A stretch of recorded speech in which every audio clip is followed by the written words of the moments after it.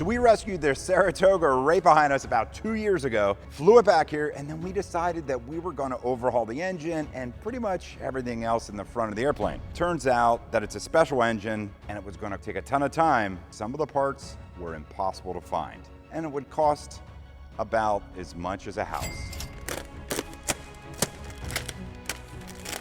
2 years, this thing has been in pieces. We've been trying to find parts, and it's cost us thousands and thousands of dollars to get to this point. Now all we gotta do is clean up all the parts, do a little bit more painting and touch up, get this thing mounted, and hopefully the airplane's worth a little bit more than what we have in it. Welcome back to Rebuild Rescue. Let's get at it.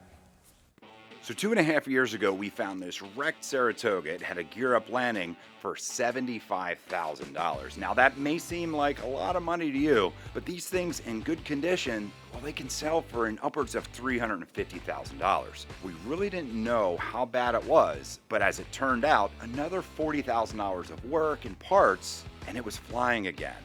But we wanted this Saratoga to be perfect, so when we sell it, we can ask a premium for it. But that meant replacing the entire engine and redoing the whole front of the airplane with new paint and new components. We might have got a little carried away and we might have got upside down in it. Only time will tell if this rescue is going to be one that brings some money in, or if making it brand new was the wrong decision and this project's going to be bankrupt.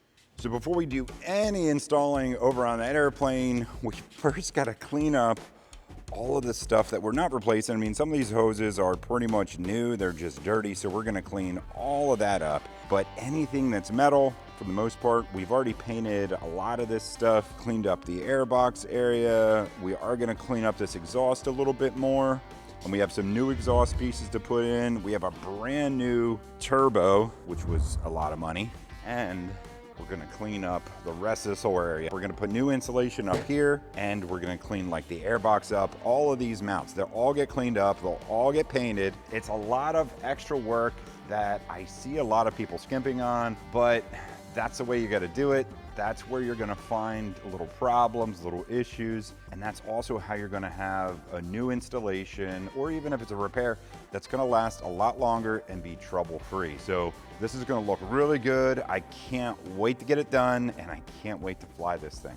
Did I mention this is all ported?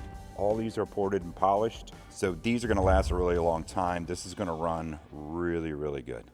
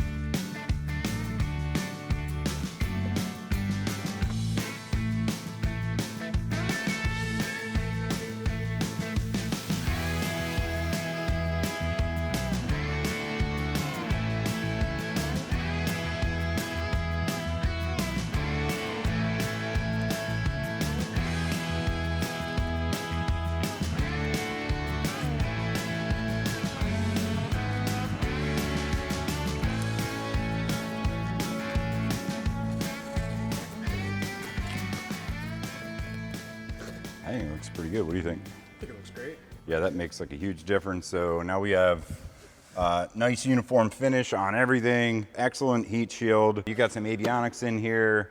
You got your luggage in here.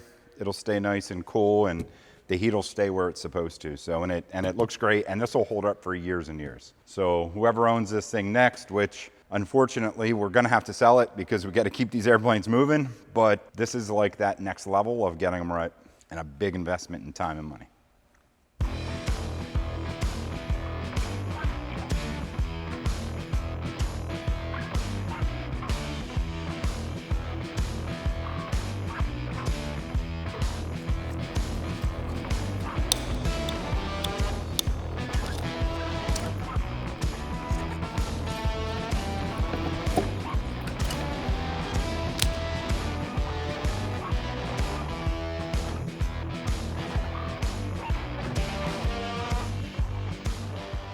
100% better. So now this cable is completely protected. It's tied off, a lot like this one here was. This will keep it safe.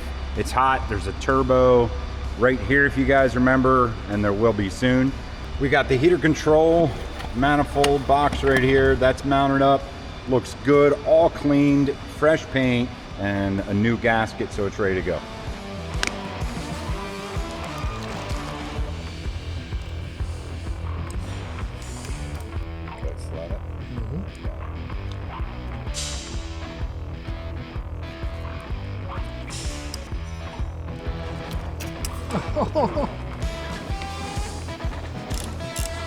There we go, just snug. Oh, and look at that, they rotate now. It's amazing what a little bit of grease will do. Oh, look at that. Goes here and it looks from underneath. Yeah. It just looks so nice. This is the only way to do it though. If you're gonna like put an engine in, you're gonna redo it. Well, you have it all. You gotta do it all. So many people don't, which is baffling.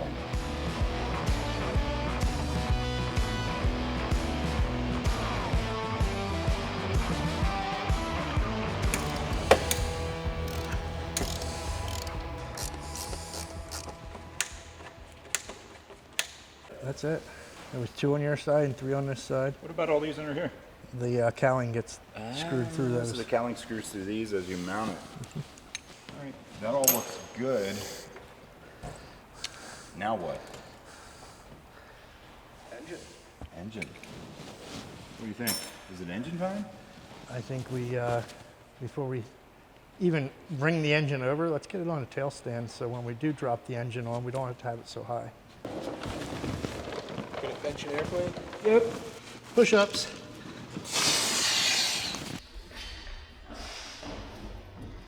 Come on, come on. Take your time. Oh yeah, I'm trying. Just holding an airplane up, Joe. It's all right. Don't worry about it. All right.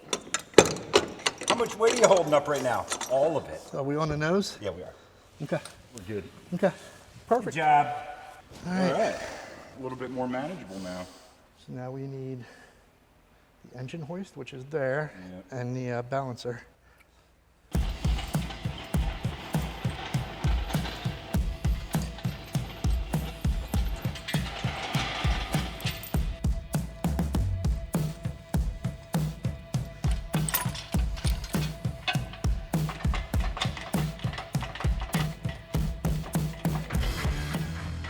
Got it? I think so. All the way until I don't. Yeah.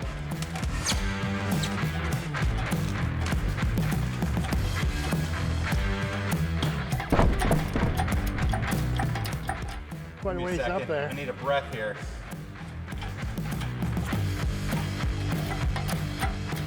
$10 later. All right. Well, let's get the engine mounts and see about getting this thing in place. Yeah, just hang the nut on it for a second until we're ready to throw that on.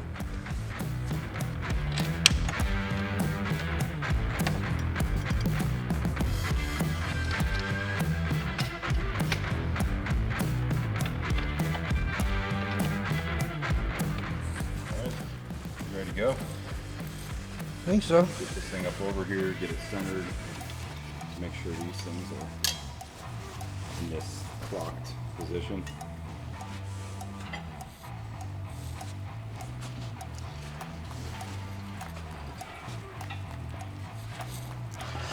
I'm in the danger zone.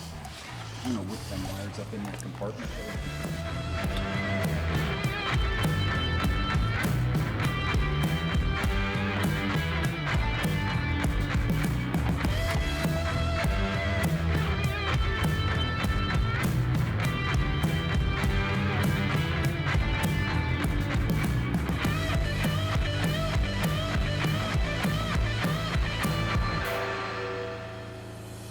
Ready?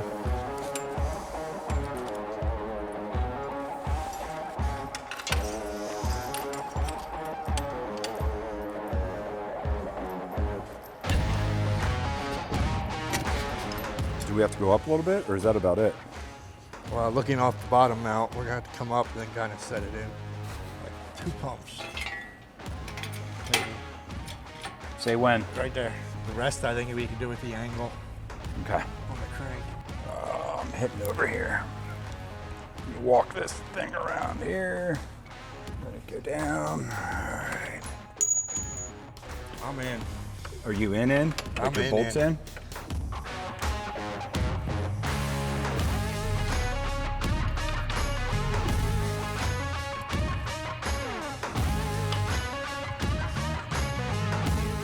A little bit of finagle there. I'm pretty darn close.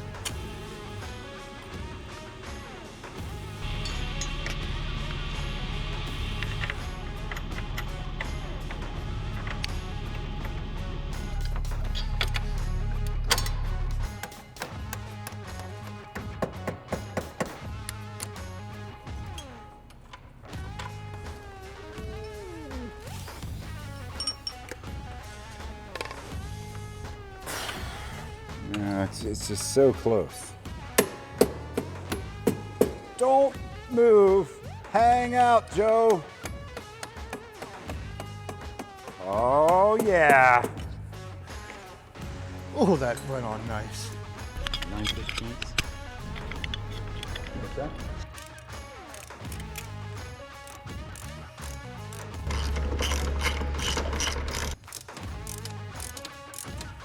Dude, this Toga has an engine. It's got an engine. I was like, what are you even going to say right now? Toga's got an engine. Yeah. Toga's got We have it arm torqued right now. Now we have to get it torqued.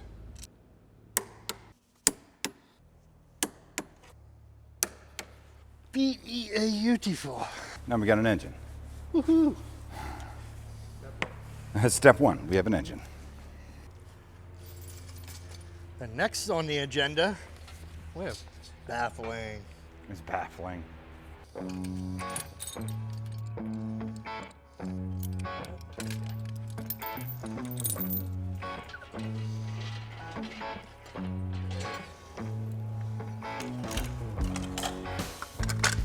That looks about right, huh?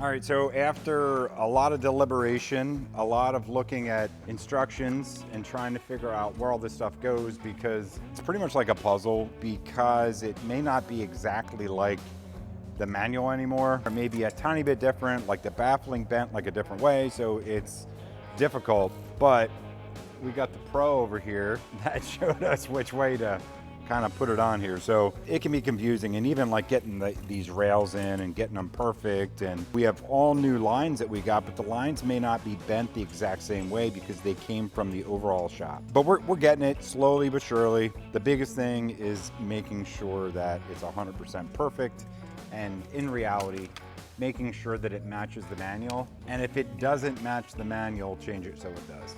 But it's looking good.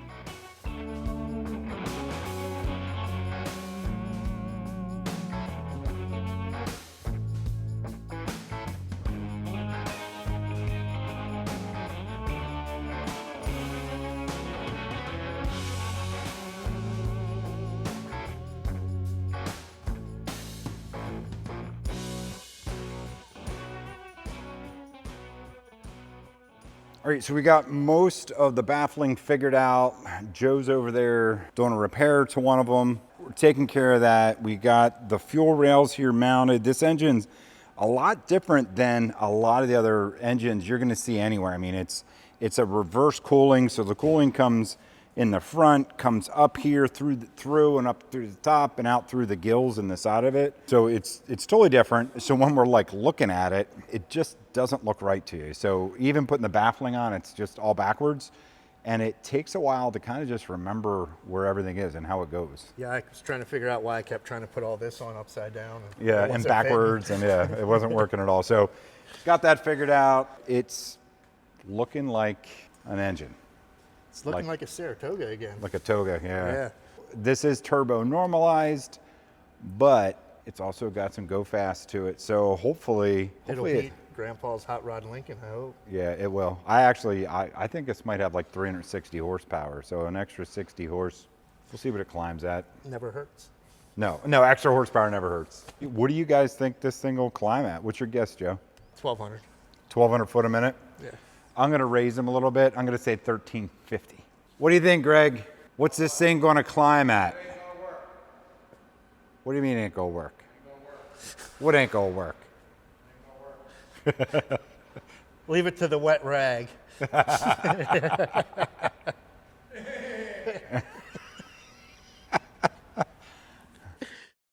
If you guys haven't heard about it yet, we do have a raffle going on here at Rebuild Rescue for the Rescue Foundation, so we can do good things in our community, and so one of you guys can fly away this airplane right here. At this moment, it's getting its brand new paddle in, so it's all stripped down.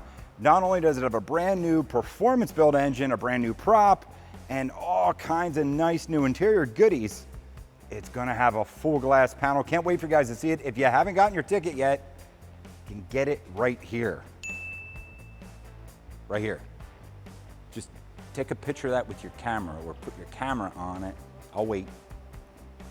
Get entered. It'll help us out with the Rescue Foundations. It'll help us out with the 401 and all the cool things we get to do together. Does this look familiar to you? So before getting back to the Saratoga, we had a guest show up that was interested in buying one of our projects. Jeff and I actually met down at Sun and Fun because he came up to us and we were talking about this a little bit, and then we started talking about the Kitfox. You know, I realized pretty quickly with a lot of the different airplanes we have that we need to move through them quicker. So one of the ways we can do that is get something unburied from where it's at and then find other people that can get them flying.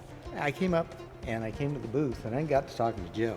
I said, you know, this is a nice airplane. I used to ferry them. What I was really looking for was something with folding wings, like a Kitfox or a Kolb. Yeah. And he said, Kitfox. Well, Jason's got a Kitfox. Nice, nice. So he kind of linked us up.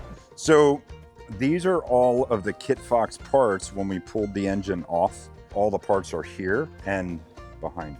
And it was all the stuff that needed serviced anyway. It's got kangaroo power, not horsepower. It's a main Yes. distinctive feature of the Kitfox. Rotax Rick that I talked to Right. said that this is unobtainium. I don't know what's so special about him, but he's asked me if I would sell it to him. And I said no. So it must that was kind of the sign that it must be worth something special. It's a kangaroo power. Yeah, root power. So this is the firewall, the full exhaust system, the full ignition system. Don't let me forget to get you the paperwork. I have a box of paperwork. You want to yank that front over? I'll hold this wing. Got plenty of room here. I just don't want the, there we go. Should be able to pull that out, right? All right, what? We're gonna hit a block. There we go.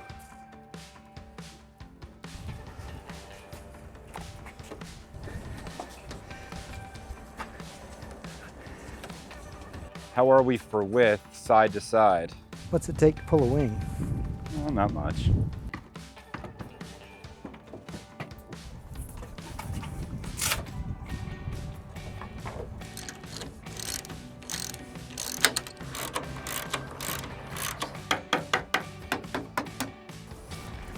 Oh, this thing's so heavy. Okay, now. Oh, this is perfect. It's like it was meant to be.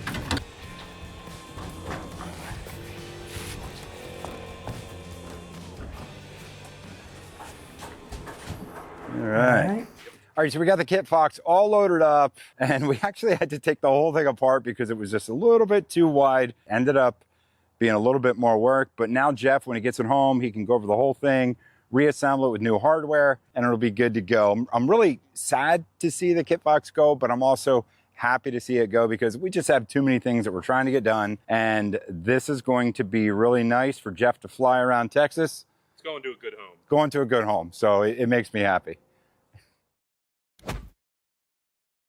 All right, so we're back in the hangar. This is like day 3 of working on the Saratoga because we ended up having all these bafflings that needed some work that honestly I thought was already done. So we're gonna jump right in. Joe is working on repairing this one. We had already replaced all this baffling material here on some of the other pieces like a year ago. It looks so good, and this baffling, it keeps the engine cool because that keeps the air from passing through the aluminum panels, and on a turbocharged engine, cooling is so important. Remember, all these airplanes are air cooled. There's no liquid to cool them. So we'll get these things 100% correct and make sure there's no cracks or anything. The new baffling, and we'll get it installed. Noticed a couple of issues. Some breaks here, which that's not good. I noticed a crack over here and also a crack up top. And then I flipped it over, and of course there's a crack in that as well. So I think what I'm gonna do, disassemble this, get this piece off, cut my center hold the same size, but I'm gonna make this piece all the way out to the edges here, up past my crack here, and then also I could let it long on this side and put a fold in it to repair that and strengthen that as well. So that's gonna be like one big doubler. I think that's gonna be our best way to attack this, and yeah, I'm gonna go ahead and get started.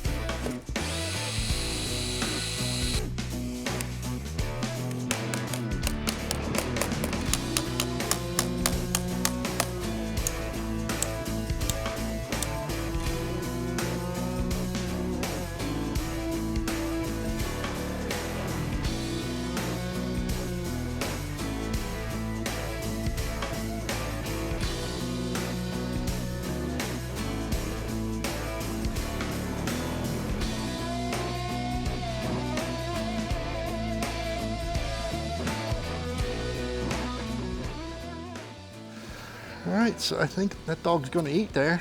Captured all the cracks anywhere it needed to be, and there was a little spot of corrosion we doubled over. Obviously, I cleaned the corrosion off first, but yeah, I think we're good to go. Just have to do the baffling on it, and I have one hole that'll have to be drilled for the oil cooler.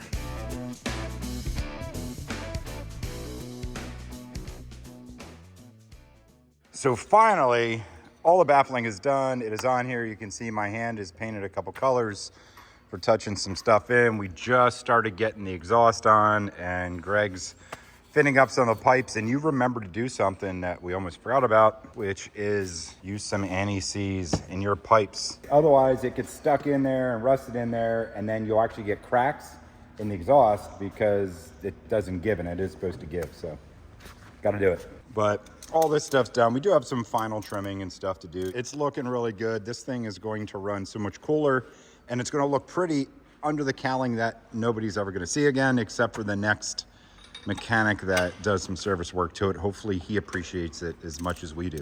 But it looks good. Now get these headers on, get the rest of the exhaust on, and then a turbo, and then hoses, and then other stuff, and it'll run.